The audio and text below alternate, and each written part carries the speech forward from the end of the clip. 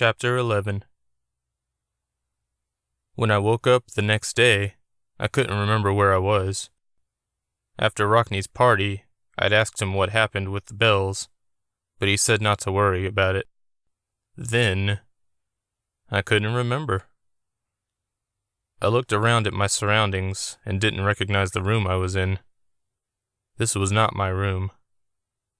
I got up from the bed and walked into a long hallway on the second floor. I looked over the guardrail and saw a large, familiar living room below. I was at Rockney's house. I heard noises coming from the kitchen and smelled bacon, so I went downstairs. Rockney was at the stove, his back to me. "Good morning, Josh," he said without turning. "Good morning. Did I fall asleep here?" "Yes.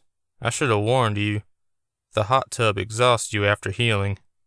I bet you feel like you've run a marathon." I noticed I did. He made a plate for me. It was loaded with bacon, eggs, grits with butter, and a biscuit. He also gave me a glass of orange juice. I sat at the breakfast nook and devoured the food. "Since it's your day off, I figured I'd show you the island," Rockney said. "Do you have other plans today?" "Nope. I'd love to see the rest of the island." "Great.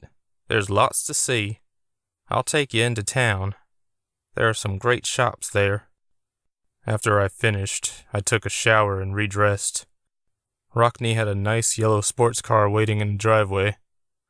We hopped in, and he tore out of the village. Ernie had barely enough time to open the gate for us. The weather looked stormy, with thick gray clouds. The wind blew fiercely. We drove along a cliffside highway, and I could see giant waves hurtling toward us. By giant, I meant humongous. One wave in particular towered above us and almost seemed to freeze in place. I looked up at it through the skylight. Then it crashed down gently, covering the car completely. Rockney casually flipped on the windshield wipers. "This side of the island can be a little nasty. I couldn't stop the waves, but I was able to make them less forceful when they come." I saw more giant waves loom over us in slow motion before splashing us again. At one point, we even drove through a wave as it froze in front of us. It was one of the most surreal things I'd ever seen in my life, and I would see a lot more incredible things after this day. We passed under a giant rock arch that led into town. A sign on the arch said Dargo Plaza. It looked like any other plaza I'd seen. We turned onto a street and drove up to the center of the plaza, which had a couple of beautiful fountains lined up next to each other. People stood around them, talking amongst themselves. Rockney parked in a lot by a bookstore, and we walked around, passing closed shops and restaurants. I couldn't tell how big the plaza was at the time, but it felt like an outdoor mall. "I have to run an errand at the palace," Rockney told me, pointing toward a large red and white castle a mile away. "Feel free to go wherever you'd like. I'll probably be an hour. We can meet at that restaurant then, if you want." I looked at the restaurant across the street and nodded. "Sounds good." "Oh, here," he said as he pulled out his wallet. "Dargo Island has a different economy than the United States. You can easily convert your money at the palace, but until then, take this." He handed me what looked like a $50 bill, but it was silver and turquoise. It had a picture of a stern-looking man in the center. Under the picture were the words, "In Dargonius we trust." "A Dargo dollar?" I guessed. "Yes. You would laugh at the irony of the declaration. I'll tell you that sad story another time." We split up, and I headed to the bookstore. It was 2 stories tall, and I felt like I was in heaven the moment I walked through the doors. I was thinking of abandoning the book I'd been forcing myself to read anyway. I rode the escalator to the second floor and found the fantasy section. So many books. I browsed a series of books I'd started a year ago but never finished. The covers were great, but the books themselves were boring. I noticed a book with an interesting cover in the sci-fi section and browsed its pages when I felt a presence next to me. A girl with long black hair stood there, reading a book but not really reading it. She had the same blue and yellow face of the Dargonian people. I could tell she was watching me and hiding that fact. I stared at her for a moment and then went back to my book. I waited a few seconds and then quickly looked at her again.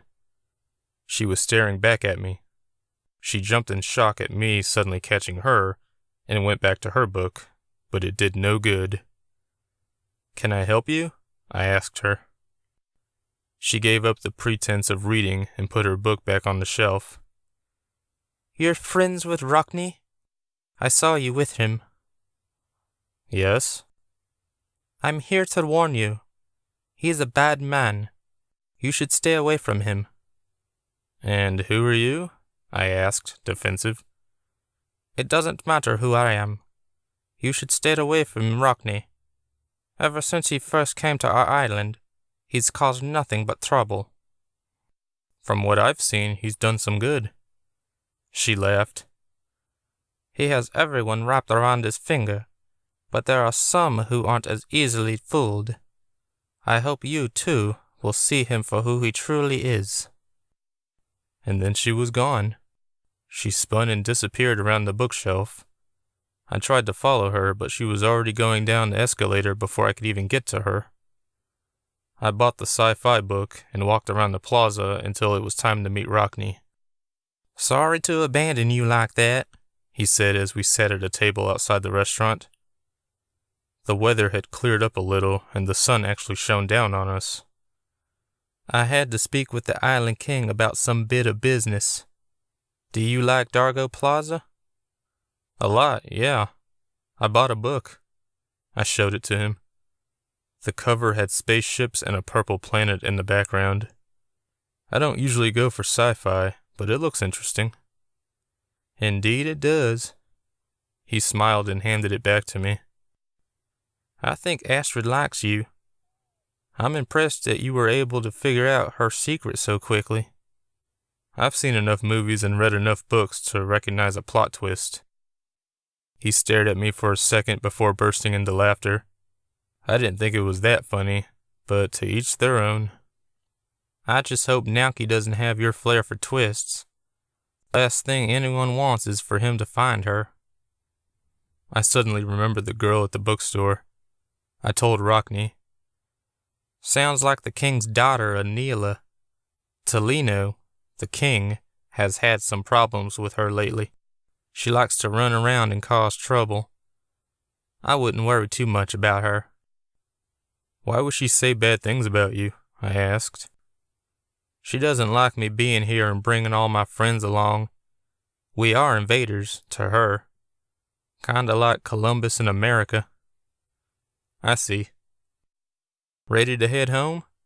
You must have stuff to do before returning to work tomorrow." "Not yet.